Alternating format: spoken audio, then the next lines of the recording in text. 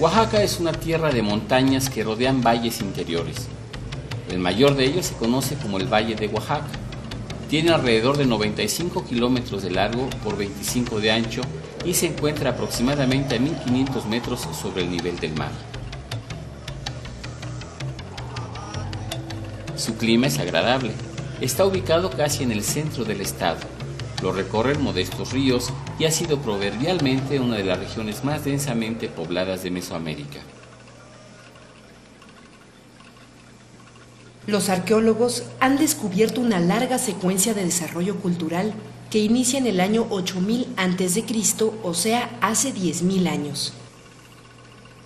Las pruebas de una temprana cultura de recolectores de alimentos y cultivadores incipientes proceden de una serie de cuevas y refugios rocosos ubicados cerca de Mitla. Ahí, los primeros habitantes del valle recogían bellotas, piñones, tunas, cebollas silvestres, moras, magueyes y otras plantas. También cazaban venados, conejos y tortugas. En la última parte de este periodo se encontraron en basureros pequeños frijoles negros y semillas de calabaza. Existe la posibilidad de que aquellos hombres ya hicieran experimentos con maíz. Fue hace 3500 o 3000 años que la agricultura alcanzó su mayor desarrollo en el valle. Entonces, hace más o menos 2700 años que se inicia la historia de Monte Albán. Tanto los zapotecos como los mixtecos se han llamado a sí mismos las gentes de las nubes. En zapoteco se dice Ben-Saa y en mixteco Ñusubi, por lo que muchos investigadores piensan que tienen un tronco común.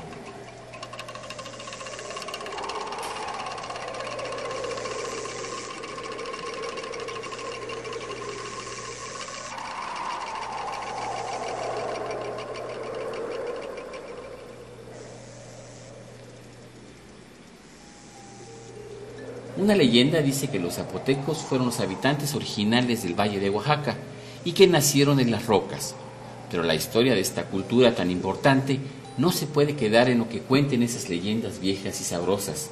De hecho, Monte Albán siempre despertó la curiosidad y el interés de investigadores importantes.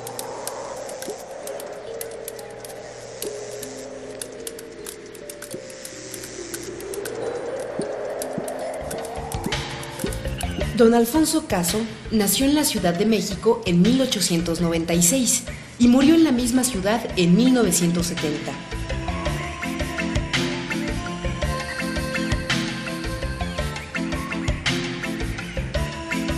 Fue jefe de exploraciones en la zona arqueológica de Monte Albán de 1930 a 1943. Hasta que don Alfonso Caso llegó a Oaxaca, el pasado prehispánico de la región era poco menos que una leyenda.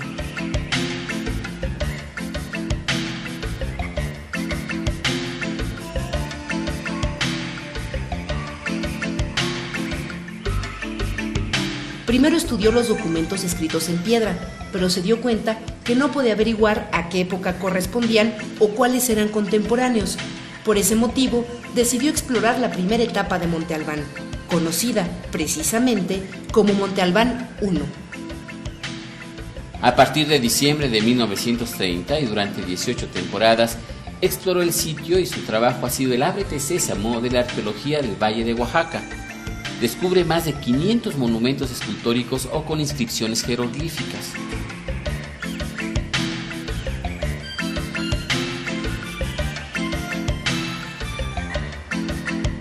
Con el tiempo, los trabajos de Caso en Monte Albán habrían de proporcionar una secuencia temporal para el área y por lo tanto abrieron la posibilidad de penetrar científicamente en la historia zapoteca y mixteca.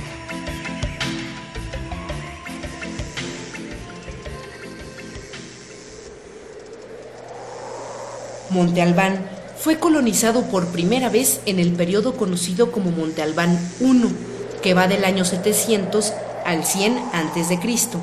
Es la zona ceremonial más imponente y mejor estudiada del Valle de Oaxaca. Esta plaza fue el centro de una inmensa metrópoli. Como plaza, es una de las más grandes y monumentales de América. Mide aproximadamente 300 metros de largo y 200 de ancho, formando un rectángulo casi perfecto. Para lograr esta notable simetría y la amplitud del espacio, los zapotecas tuvieron que aplanar la punta de la montaña. Hay que tener en cuenta que todo este trabajo se realizó arriba de una montaña que tiene 400 metros de altura. El esfuerzo que significaron las obras para tan magistral arreglo, más lo que implicó la enorme cantidad de metros cúbicos de construcción de piedra, nos parece una labor casi irrealizable, considerando los escasos medios de los que disponían. La ubicación central y defendible de este lugar en el valle fue probablemente un factor que atrajo a sus primeros pobladores.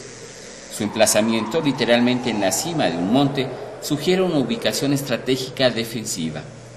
Un muro de aproximadamente 2,5 kilómetros se levantó en los límites norte, noroeste y oeste de la ciudad. Este rasgo probablemente da fe de la lucha entre varios estados que pudo haber obligado a la población a buscar una ubicación defensiva y estratégica. La historia de los zapotecas se une con una cultura más antigua, los olmecas. De hecho, algunos investigadores piensan que el valle fue invadido por los olmecas y que formó parte de un gran imperio olmeca. Otra teoría es que los contactos entre el valle de Oaxaca y la zona olmeca generaron un intercambio de artículos suntuarios que elevó el prestigio de las élites de cada zona. Finalmente, hay quien sugiere que desde el área olmeca salieron peregrinos religiosos a regar sus ideas entre los habitantes del valle y de buena parte de la zona central de Mesoamérica.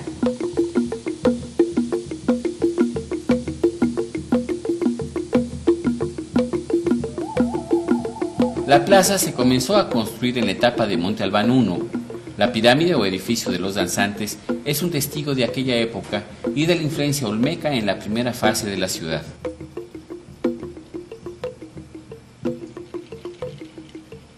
Construido de piedras selladas con mortero y barro y apoyado en profundos cimientos, el edificio de los danzantes consiste en una plataforma piramidal de enormes piedras irregulares colocadas en hileras que presentan bajorrelieves de desnudos en posiciones grotescas que muestran lo que parecen ser órganos genitales mutilados.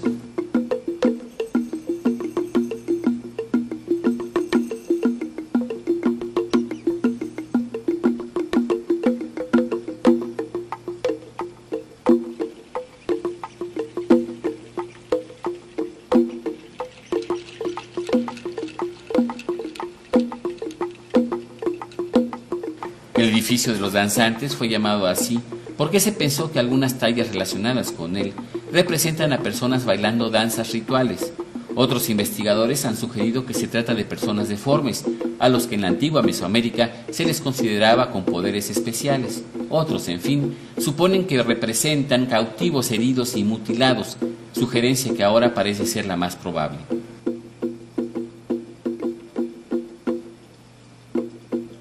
Hacia el final del periodo I, se estaban erigiendo estelas que muestran glifos o signos que también están tallados en las losas de los danzantes. La mayoría de estos glifos tienen relación con temas calendáricos, representando probablemente el calendario ritual de 260 días, aunque también es posible que representen el calendario de 365 días, vinculado al ciclo agrícola y que utilizaban todos los mesoamericanos.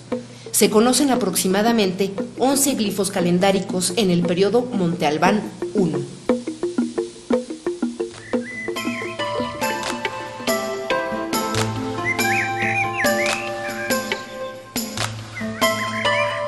En el periodo conocido como Monte Albán II, que los expertos nos dicen comienza hace 2200 años y llega hasta hace 1900 años, o sea, de 200 años antes de Cristo al año 100 de nuestra era, los zapotecos definen ya la gran plaza que fue nivelada y pavimentada para contener un recinto central que finalmente llegó a tener 350 metros de largo por 300 de ancho.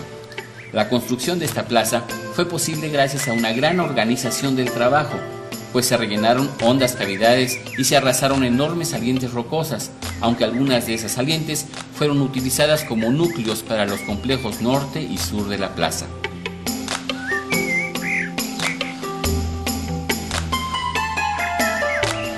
El templo pirámide continuó siendo la forma arquitectónica más característica, aunque aparece en el centro de la plaza del lado sur un cambio estructural, el edificio bautizado como J.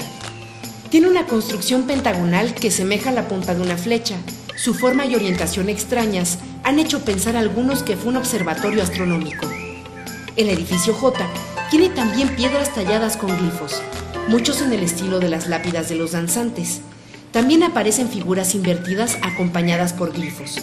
Alfonso Caso sugirió que son ciudades conquistadas por Monte Albán, ya que en otros lugares de Mesoamérica con frecuencia se ve a los vencidos patas para arriba. Se ven también unos glifos que corresponden al nombre de la ciudad conquistada y otros glifos calendáricos que nos informan de la fecha de la conquista.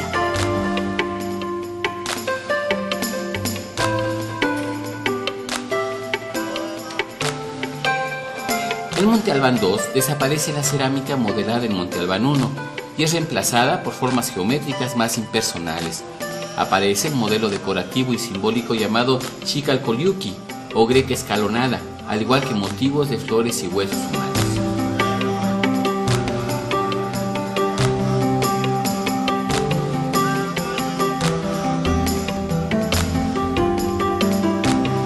También en este periodo de Monte Albán II aparecen las mujeres vestidas y hay por lo menos 2 deidades femeninas.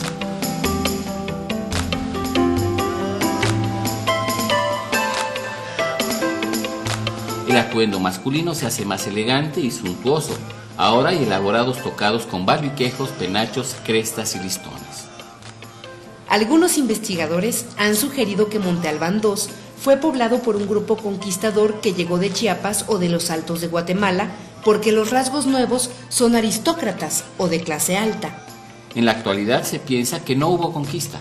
Primero, porque este periodo tiene variaciones en todo el Valle de Oaxaca, y segundo, porque aunque la nueva moda pudo haber llegado de otra parte, no hay que adoptar una teoría de la invasión para explicar su presencia. Más bien, hay quien piensa que el intercambio entre las élites de diferentes lugares no hizo sino aumentar el prestigio de todas, y que estos nuevos conocimientos aumentaron la separación entre la élite y la gente común.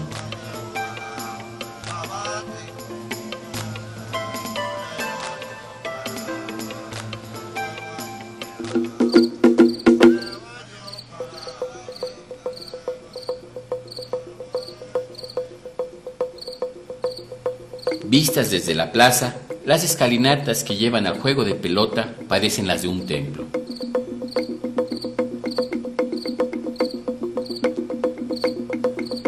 Dándonos la bienvenida, encontramos este monolito en el que se representa, aparentemente, un grillo o chapulín.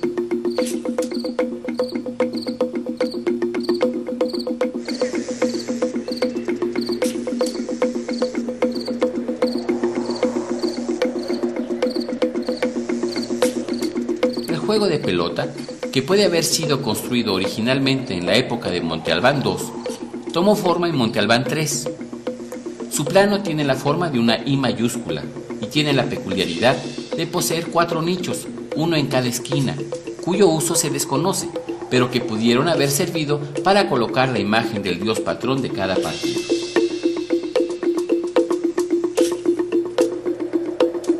También es notable una piedra circular incrustada en la mitad del piso, que tal vez sirvió para botar ahí la pelota antes de iniciarse el juego. Los que hoy nos parecen escalones o asientos estaban rellenos de estuco y eran paredes laterales absolutamente lisas. Por lo tanto, es muy probable que el juego se viera desde los templos circundantes. El recinto del juego se llamaba en zapoteco huella y el juego mismo llevaba el nombre del hachi. No se sabe exactamente cómo se jugaba el hachi. Aparentemente se jugaba con una pelota de hule duro.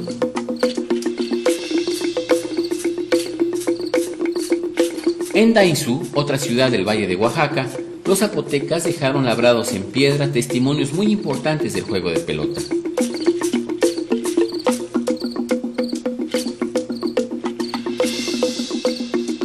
De pronto, en medio de los pasillos, encontramos una piedra que nos muestra a un jugador que lleva capa y un brazo levantado con la pelota en la mano.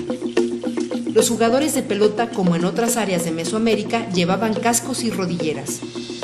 Aparentemente, un equipo anotaba un tanto al hacer llegar la pelota al fondo de la cancha del equipo contrario. Este está de espaldas, en la mano de abajo tiene la pelota. Esta es la máscara que los defendía del golpe de la bola.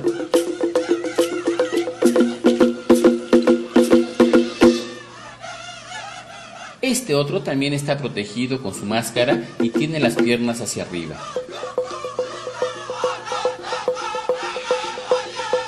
Aquí vemos a otro que está de rodillas. En su mano izquierda tiene la bola, parece que la está botando.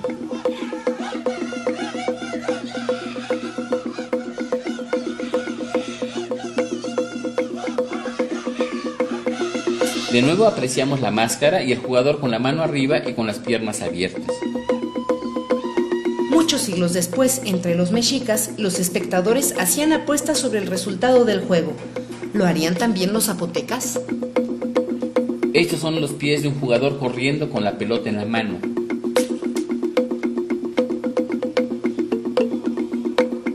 Aquí está solamente una mano y en la palma la pelota.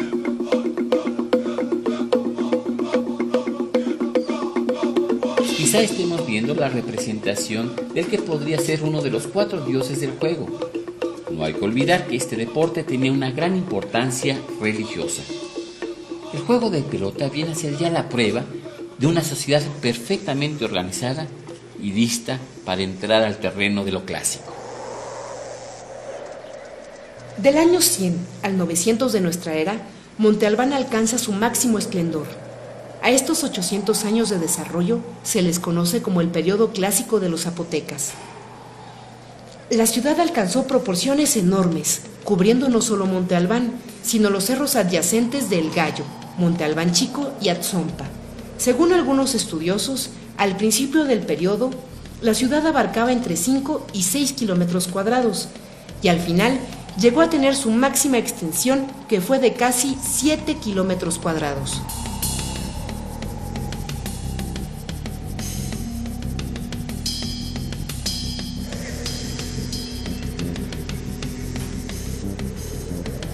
Cálculos de población basados en restos arqueológicos nos dicen que en la ciudad llegaron a vivir entre 45 y 75 mil habitantes. Se ha trazado el mapa de alrededor de 1.300 terrazas que se hicieron en los cerros y sus laderas, agrupadas en unidades residenciales y comunicadas por caminos o calles con recintos ceremoniales menores. Las terrazas eran de diferentes tamaños, iban de los 50 a los 30.000 metros cuadrados, y hubo desde estructuras muy pequeñas hasta unidades con decenas de edificios. Aunque algunas terrazas están suficientemente separadas para permitir el cultivo entre ellas, se supone que la mayor parte de la agricultura tenía lugar en el valle. La distribución de las gentes en Monte Albán nos dice que había varias clases sociales. Los más poderosos vivían cerca de la plaza de Monte Albán y los demás en barrios de acuerdo a su posición económica. Parece ser que la sociedad zapoteca tenía una orientación elitista. Las personas comunes aspiraban a ser como los poderosos. En Monte Albán 3, las escaleras se hacen más elaboradas. Ahora están incrustadas en las pirámides y en algunos de los edificios mayores, divididas en secciones.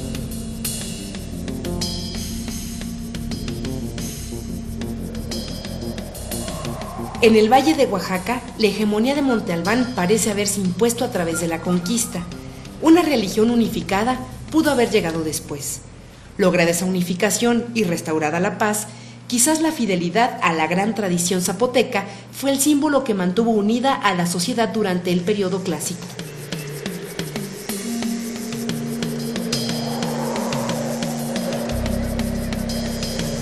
La mayoría de las estructuras estaban recubiertas de estuco y pintadas muchas de ellas de rojo.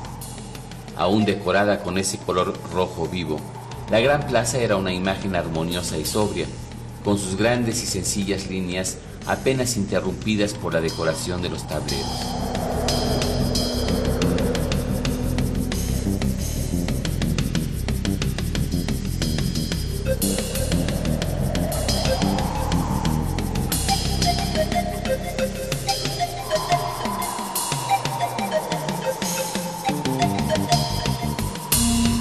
Un rasgo característico de Monte Albán es el patio cuadrangular rodeado de edificios. La gran plaza de Monte Albán no parece haber sido un mercado central ni un lugar de reunión pública general. Tampoco fue el principal centro de producción artesanal. Se han descubierto pocos talleres en la ciudad.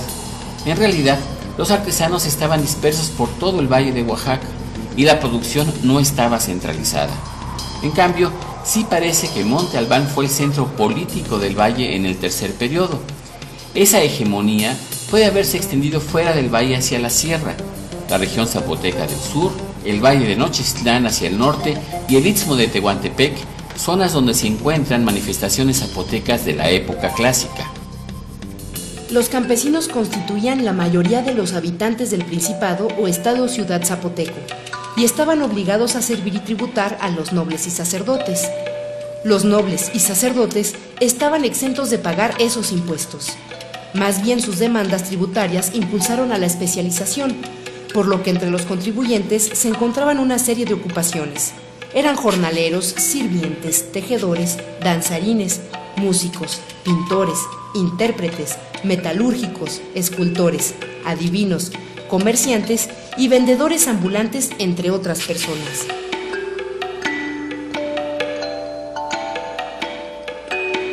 Además de los nobles, de los sacerdotes y los plebeyos, existían los siervos y esclavos. Los siervos pagaban su tributo con trabajo y artículos que entregaban al noble cuyas tierras trabajaban.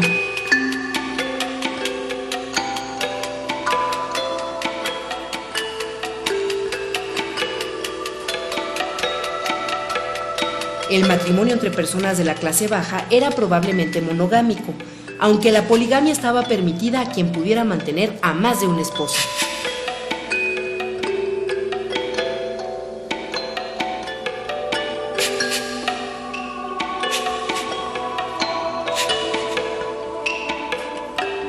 Uno de los elementos arquitectónicos típicos y característicos de Monte Albán es el llamado doble escapulario. Consiste, como podemos apreciar en este edificio, en dos molduras superpuestas y cuyos extremos están doblados hacia abajo. Este elemento caracteriza a los principales edificios de Monte Albán y, por lo tanto, también a la arquitectura zapoteca.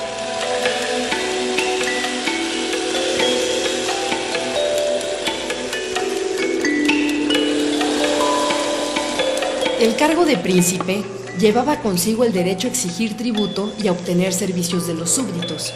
Por ejemplo, la mayor parte del trabajo invertido en edificios públicos, en los campos de los señores y en los campos reservados para el mantenimiento de cultos y templos se llevaba a cabo mediante un servicio obligatorio de trabajo.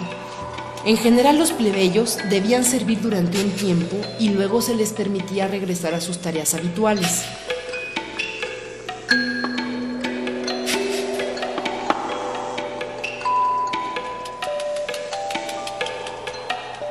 Los príncipes del Valle de Oaxaca deben haber sido también guerreros o comandantes militares, a juzgar por la importancia que proclaman las crónicas y las leyendas de la habilidad y las proezas militares de los zapotecos. El tributo y los cautivos para los sacrificios humanos en honor de los dioses destacan como las principales razones de la guerra. La victoria militar no parece haber sido la causa de ganar tierras, de sustituir príncipes ni de reubicar a la población.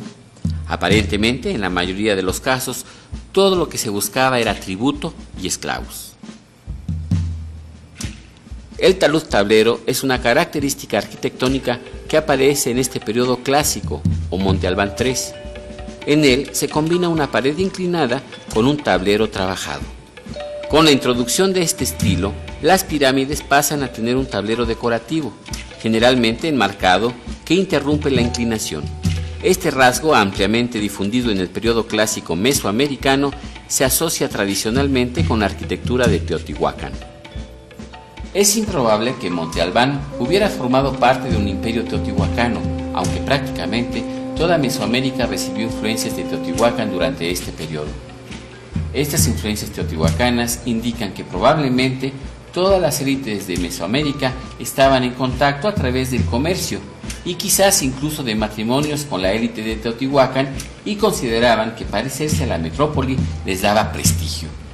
En síntesis, al igual que todas las culturas mesoamericanas, la zapoteca no fue forjada exclusivamente en el ambiente local, sino que era también resultado de la influencia de otras grandes tradiciones. Teotihuacán fue destruida alrededor del año 650 después de Cristo y su efecto sobre la cultura de Monte Albán cesó en ese momento. Monte Albán 3B, que va del año 650 al 900 de nuestra era, representa el apogeo de la cultura zapoteca clásica.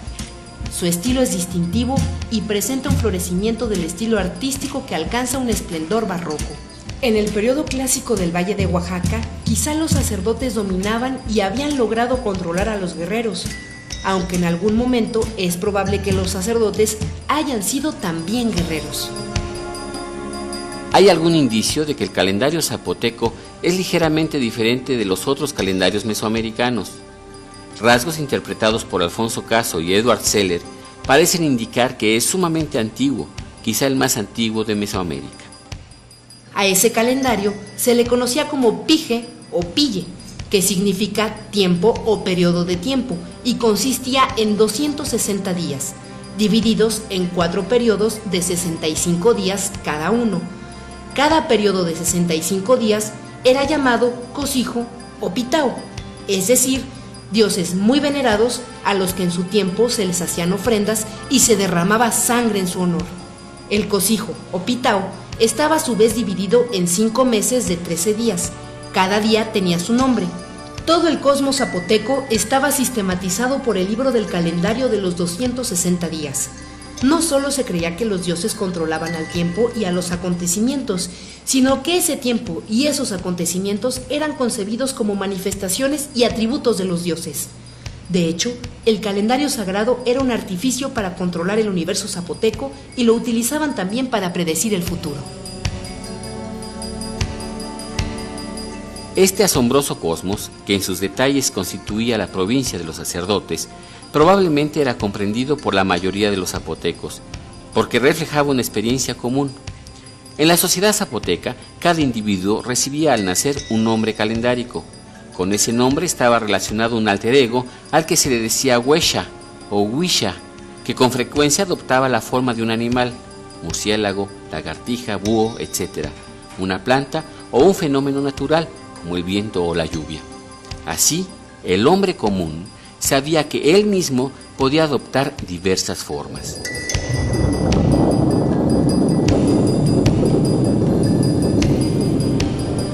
Más de 180 tumbas han sido localizadas en las laderas del gran cerro de Monte Albán. Encontramos aquí un impresionante culto a los muertos. Ese culto, que significó mucho para el mundo prehispánico, en Monte Albán tuvo una importancia superlativa.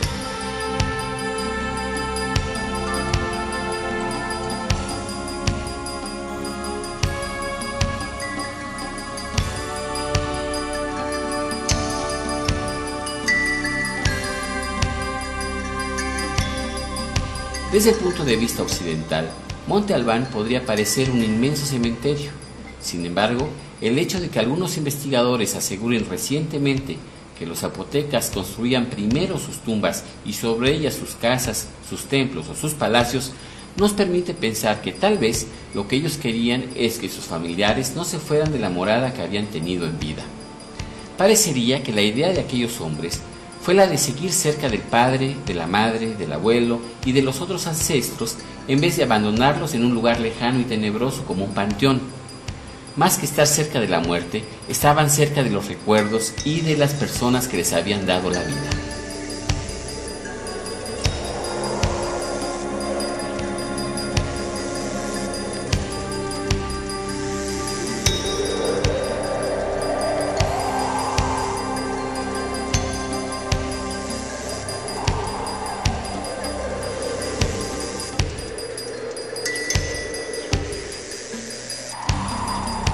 La religión zapoteca contaba con un panteón muy complejo de dioses, que reflejaba aspectos de la realidad humana. Como en la mayoría de las sociedades, la religión funcionaba no solo para aumentar la solidaridad, sino para aliviar las constantes crisis de la vida cotidiana. Cosijo o Pitao Cosijo era el dios más importante para los zapotecas del Valle de Oaxaca. Estaba relacionado con el agua y por lo tanto con la agricultura y las subsistencias. Presidía también los puntos cardinales, que entre los zapotecos eran 5, norte, sur, este, oeste y cenit. Pitao Kosovi era el dios del maíz y de todo alimento, o simplemente el dios de los alimentos abundantes. Pitao Kosaana y Wishana eran los dioses de los animales, a quienes sacrificaban cazadores y pescadores. Pitao Kosaana era también un dios asociado con los antepasados o con el origen de la vida. Este engendrador estaba también relacionado con el dios solar, al que se le nombraba Kopishja, quien tenía como una de sus formas al dios de la guerra.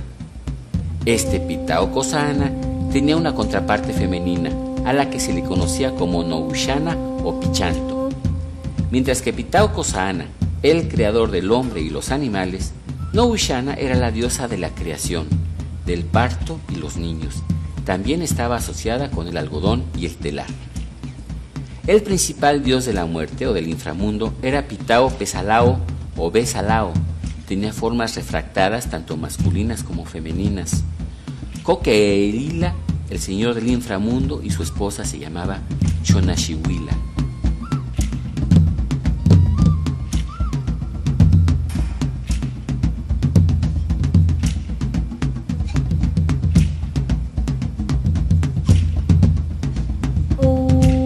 También formaban parte de este panteón zapoteco tan complicado dioses asociados con acontecimientos importantes. Había un dios de los terremotos, al que se le conocía como Pitao Shee, que como se sabe, siempre ha estado muy activo en Oaxaca. El dios de la medicina era Pishana Gobeshe, el de los sueños era Pitao Sikala, y el del amor era Piché Pecala.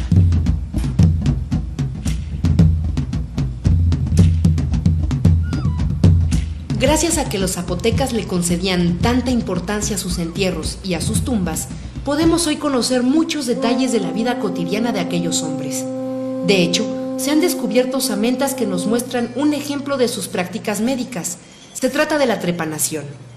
La trepanación, para decirlo de una manera más sencilla, es una operación en la que se perfora la parte superior del cráneo, no se sabe con qué fin.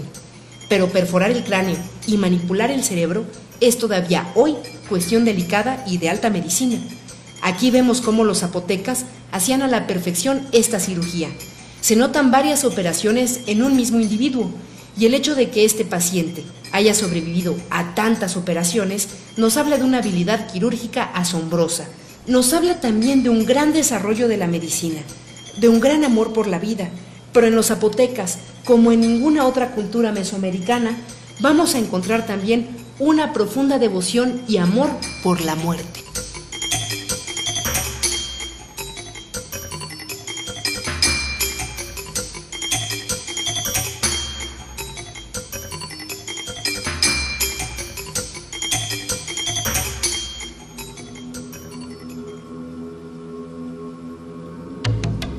La ciudad arqueológica de Huijazó se encuentra ubicada en la parte noroccidental de los valles centrales de Oaxaca. Esta ciudad zapoteca, que se desarrolló allá por el año 650 al 900 de nuestra era, está en un lugar estratégico en lo alto de un cerro que domina la entrada de estos valles centrales, es decir, servía como lugar de control para la comunicación que se establecía entre el altiplano central de México y Monte Albán. En noviembre de 1985, arqueólogos del Instituto Nacional de Antropología localizaron una tumba prácticamente intacta, lo que ahora conocemos como la tumba número 5 de Huijazó. En la entrada llama nuestra atención una figura muy interesante. En realidad, es la mezcla de dos animales, una serpiente y un jaguar. De las fauces de este animal vemos que brota la lengua bífida, pero también podemos observar el rostro de una ave con pico.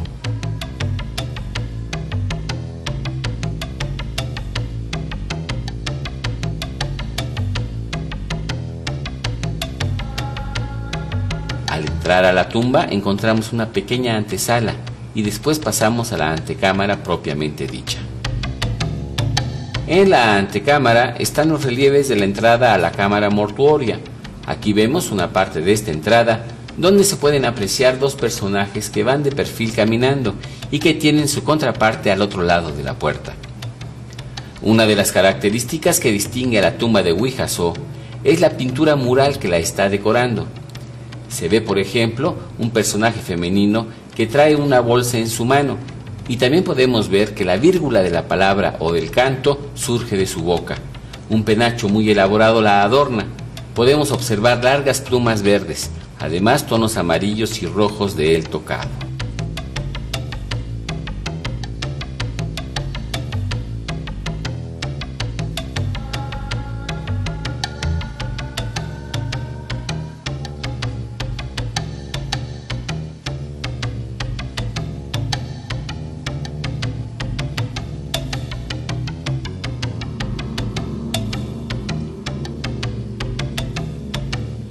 Descubrimos en estos murales fúnebres muchas escenas absolutamente originales que no sabemos cómo interpretar. Por ejemplo, estos 4 personajes están discutiendo o podría ser que estén cantando, pero su gesto nos habla de un momento fuerte. Los tocados, los vestidos y los instrumentos que llevan en la mano también pueden ser armas u objetos de culto, pero su forma es muy particular.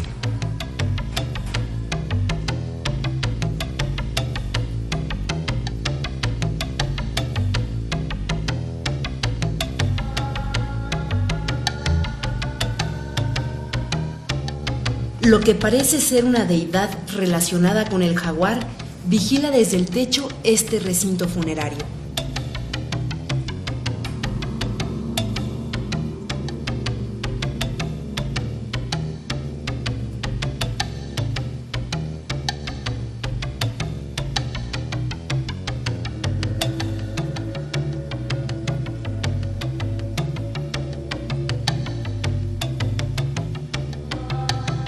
Al fondo, y en lugar muy destacado, encontramos una lápida o estela en increíble estado de conservación.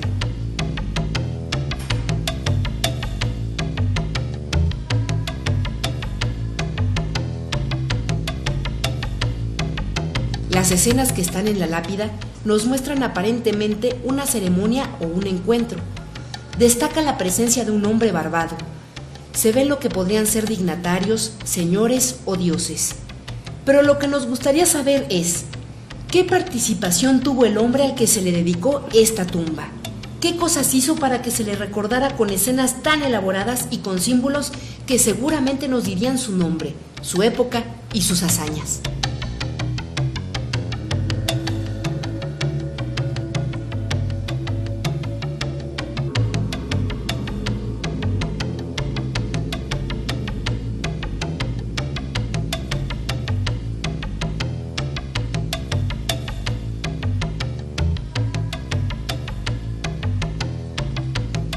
Todo el conjunto de la tumba nos habla de que los zapotecos buscaron hablar con los dioses, porque seguramente uno de ellos se convirtió en Dios.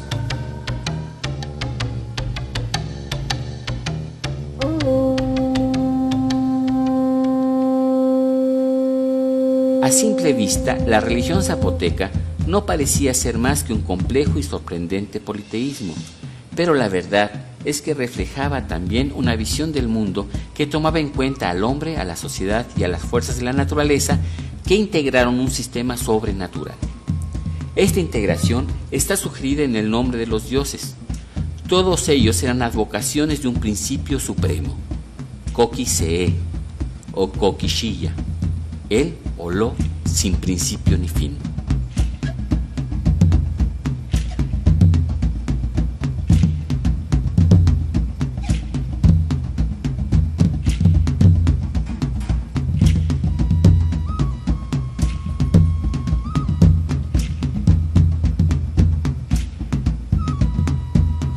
She era un concepto abstracto que sugería infinito.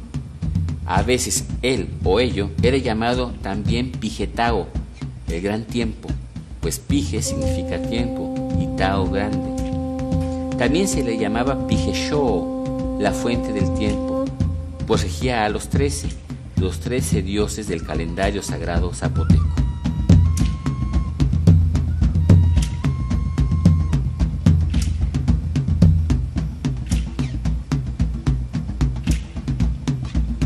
Esta fuerza suprema no era como los dioses o las fuerzas ordinarias. No tenía imagen ni manifestaciones materiales. Era como el tiempo, como la vida y el destino.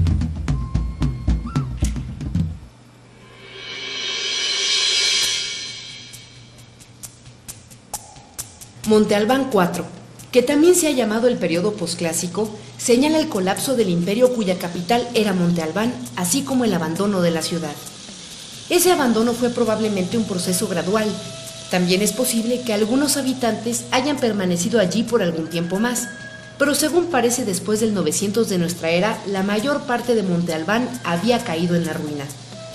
La actividad constructora cesó en la plaza, y solo se encuentra una serie de entierros y entre las ruinas del templo varias ofrendas.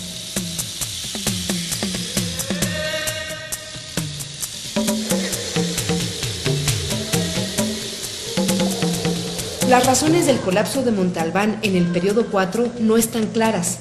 Hay quien sugiere que la población había crecido hasta el límite de su tecnología agrícola y que la religión y el arte ahogaban las innovaciones tecnológicas. En consecuencia, los gobiernos sacerdotales no pudieron enfrentar la crisis y cayeron conquistados por el militarismo o algún movimiento popular.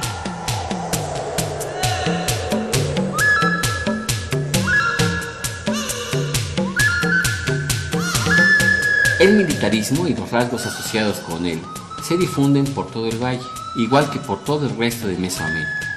En este periodo no se encuentra ni un solo sitio dominante, ni un estilo particularmente difundido, como era típico del imperio clásico de Monte Albán. La caída de Monte Albán creó un vacío de poder. En consecuencia, la etapa posclásica en el valle fue un imperio de tumulto e inestabilidad, rápidos cambios sociales y culturales. Los zapotecos retrocedieron agrupándose en señoríos, principados o ciudades-estado, que combatían entre sí y contra grupos invasores del exterior, particularmente mixtecos y mexicas.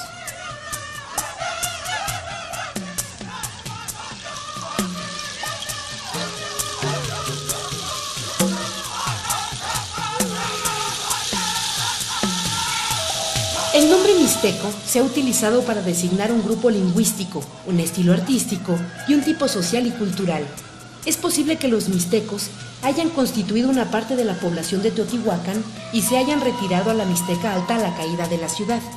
Es de suponerse que para la época en que los toltecas construyeron Tula, cuando por allá del año 1000 desarrollaron su estado militarista y de tributo, los mixtecos estaban sólidamente instalados en la Mixteca Alta y habían desarrollado alianzas y relaciones con aquellos toltecas, constituyendo la fuente de muchas de sus ideas artísticas.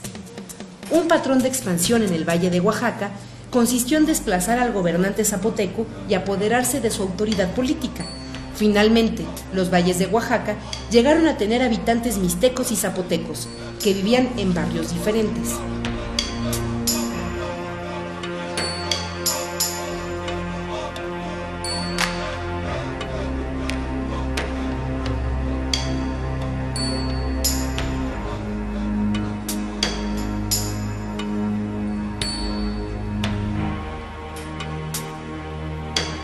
Mitla ha sido conocida por los viajeros desde hace siglos. Si bien estuvo habitada antes, alcanzó su máxima expresión en el posclásico. Fue un centro religioso zapoteco muy importante, pero hoy se nota sobre todo la presencia de los mixtecos.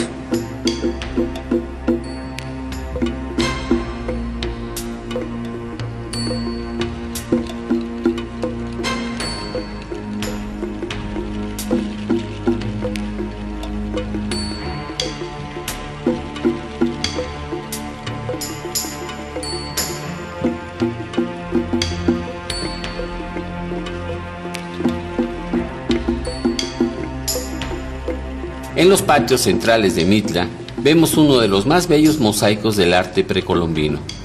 Tanto el patio como los aposentos están decorados con el sistema de grecas característico de Mitla, que consiste en levantar un muro de piedra sostenido por lodo, en el que se incrustan pequeñas piedras recortadas que forman el mosaico.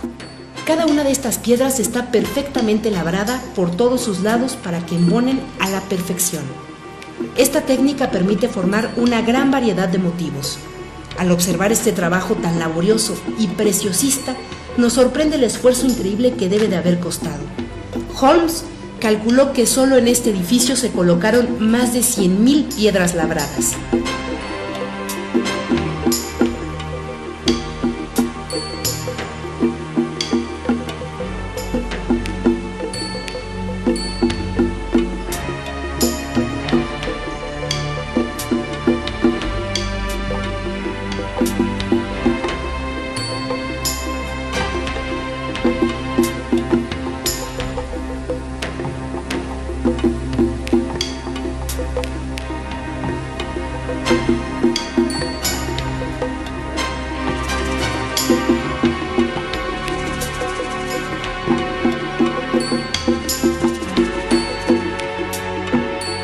La relación de Mitla afirma que los principales dioses venerados eran Xonaxi Quecuya y su marido Coqui Besalao, que en realidad eran muy importantes para todos los pueblos zapotecos del valle.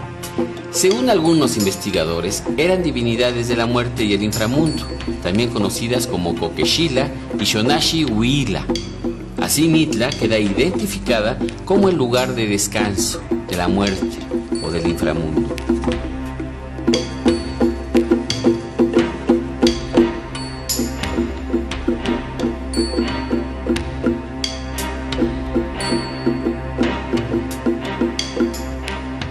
En su etapa final, Mitla está muy relacionada con los mixtecos, con los conquistadores que llegaron del norte pero que no arrasaron a los zapotecos, sino que respetando la cultura clásica se mezclaron con ellos y aportaron sus propios talentos. Destacaron los mixtecos en la elaboración de códices, pero sobre todo en el manejo de los metales.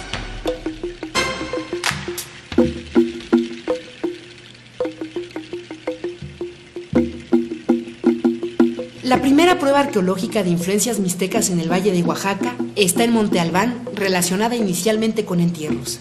Si bien las 7 tumbas en que se encontraron entierros y ofrendas tienen un estilo arquitectónico zapoteco, el contenido es de estilo mixteco.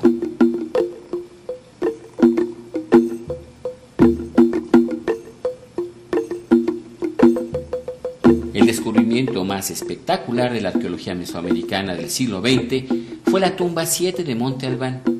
En ella, Alfonso Caso encontró objetos de plata con un peso total de 325 gramos.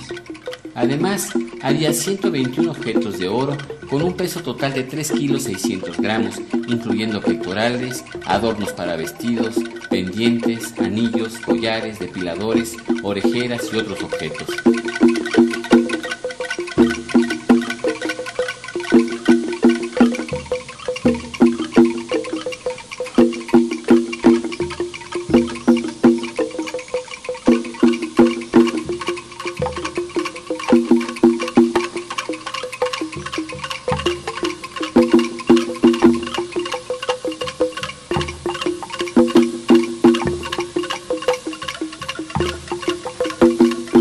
Varios siglos antes de que los españoles llegaran a estas tierras, ya en América se trabajaba el oro de una manera realmente impresionante. Países como Colombia y Panamá, así como Perú y otros del área andina, fueron y son ejemplo del trabajo en la época prehispánica de este metal.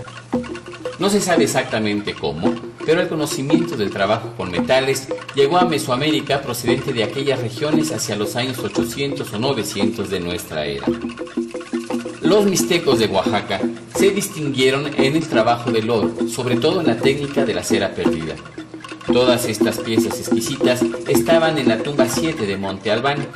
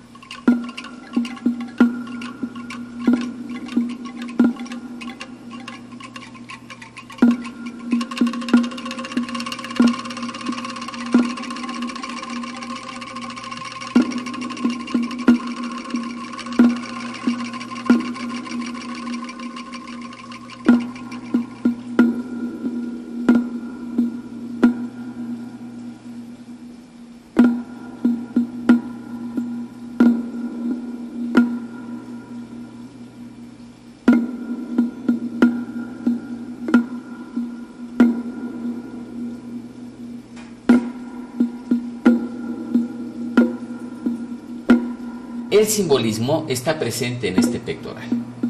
En su parte superior vemos la representación de la cancha del juego de pelota, es decir, se pueden ver a los dos contendientes y en medio un cráneo. No hay que olvidar que el cráneo está asociado a la decapitación y la decapitación al juego de pelota. Debajo vemos un círculo que representa el disco solar, o sea, representa al sol.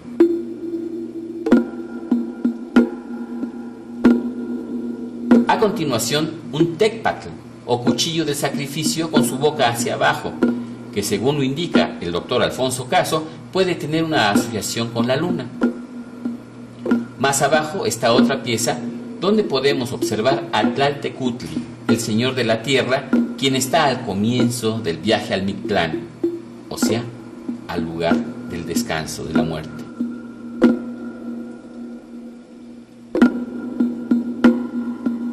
Hay veces que las palabras sobran.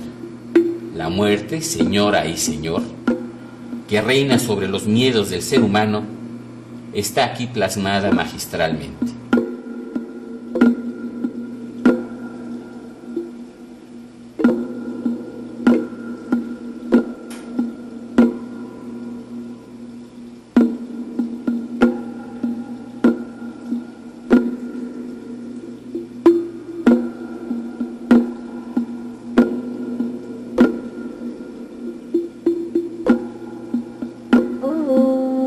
Xipetotec fue el dios de los orfebres.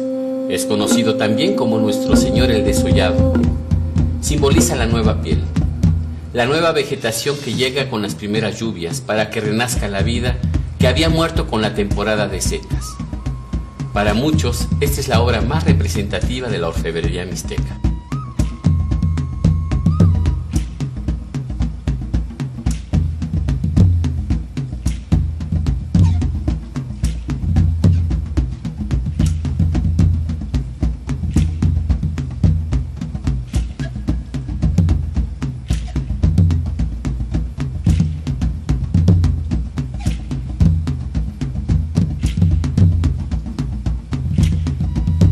El dominio mixteco se interrumpe de forma brutal y sangrienta con la llegada de los españoles Pedro de Alvarado y Francisco de Orozco al Valle de Oaxaca. Para 1529, el conquistador Hernán Cortés era ya el marqués de Oaxaca. El choque salvaje que significó la conquista europea no solo detuvo el proceso cultural de los mixtecos y zapotecos, sino que casi destruyó y desmanteló su organización social.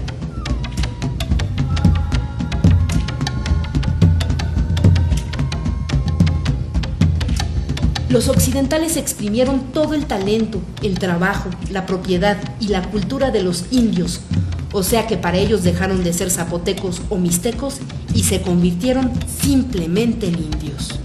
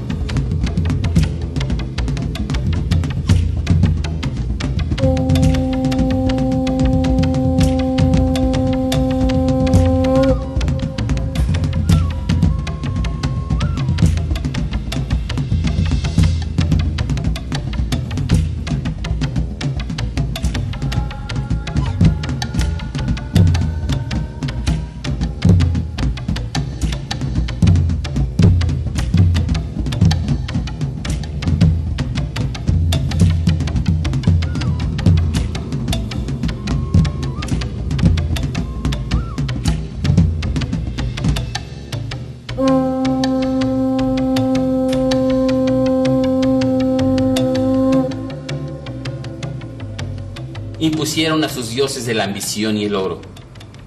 Así quisieron acabar con una civilización antigua y orgullosa. Los conquistadores saquearon y destruyeron, sojuzgaron, mataron y humillaron sin misericordia, todo en el nombre de su rey y por la señal de su Santa Cruz. Sin embargo, los dioses y los hombres zapotecas y mixtecas están dormidos en estas tierras, pero un día seguramente despertarán.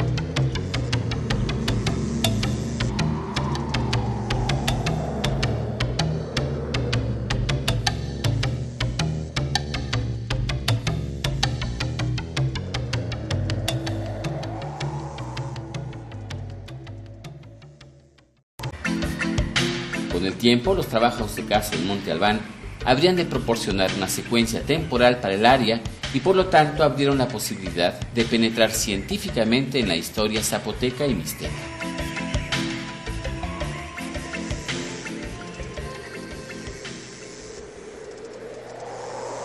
Monte Albán fue colonizado por primera vez en el periodo conocido como Monte Albán I, que va del año 700 al 100 a.C. Es la zona ceremonial más imponente y mejor estudiada del Valle de Oaxaca. Esta plaza fue el centro de una inmensa metrópoli. Como plaza, es una de las más grandes y monumentales de América. Mide aproximadamente 300 metros de largo y 200 de ancho, formando un rectángulo casi perfecto. Para lograr esta notable simetría y la amplitud del espacio, los zapotecas tuvieron que aplanar la punta de la montaña. Hay que tener en cuenta que todo este trabajo se realizó arriba de una montaña que tiene 400 metros de altura. El esfuerzo que significaron las obras para tan magistral arreglo, más lo que implicó la enorme cantidad de metros cúbicos de construcción de piedra, nos parece una labor casi irrealizable, considerando los escasos medios de los que disponían. La ubicación Los hombres ya hicieran experimentos con maíz. Fue hace 3.500 o 3.000 años que la agricultura alcanzó su mayor desarrollo en el valle. Entonces, hace más o menos 2.700 años que se inicia la historia de Monte Albán. Tanto los zapotecos como los mixtecos se han llamado a sí mismos las gentes de las nubes. En zapoteco se dice Ben-Saa y en mixteco Ñusubi, por lo que muchos investigadores piensan que tienen un tronco común.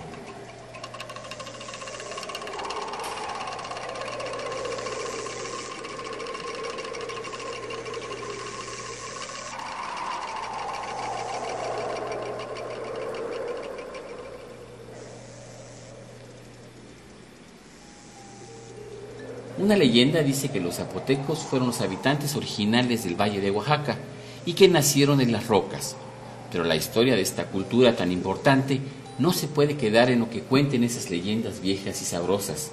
De hecho, Monte Albán siempre despertó la curiosidad y el interés de investigadores importantes.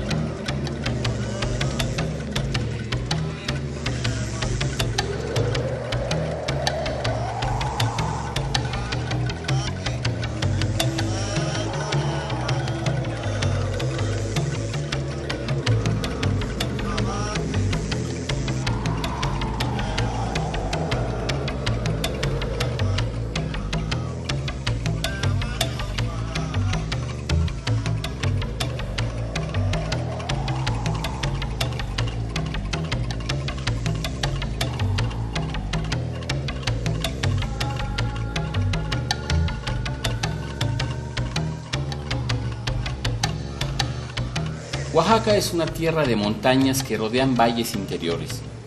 El mayor de ellos se conoce como el Valle de Oaxaca. Tiene alrededor de 95 kilómetros de largo por 25 de ancho y se encuentra aproximadamente a 1.500 metros sobre el nivel del mar. Su clima es agradable. Está ubicado casi en el centro del estado. Lo recorren modestos ríos y ha sido proverbialmente una de las regiones más densamente pobladas de Mesoamérica. Los arqueólogos han descubierto una larga secuencia de desarrollo cultural que inicia en el año 8000 a.C., o sea, hace 10.000 años. Las pruebas de una temprana cultura de recolectores de alimentos y cultivadores incipientes proceden de una serie de cuevas y refugios rocosos ubicados cerca de Mitla. Ahí, los primeros habitantes del valle recogían bellotas, piñones, tunas, cebollas silvestres, moras, magueyes y otras plantas. También cazaban venados, conejos y tortugas. En la última parte de este periodo se encontraron en basureros pequeños frijoles negros y semillas de calabaza. Existe la posibilidad de que aquellos... Don Alfonso Caso nació en la Ciudad de México en 1896 y murió en la misma ciudad en 1970.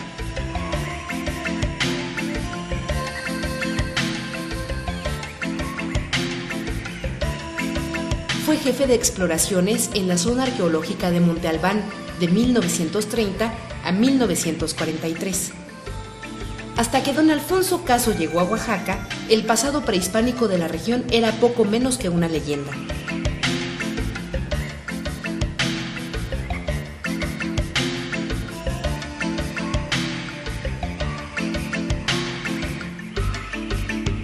Primero estudió los documentos escritos en piedra, pero se dio cuenta que no podía averiguar a qué época correspondían o cuáles eran contemporáneos.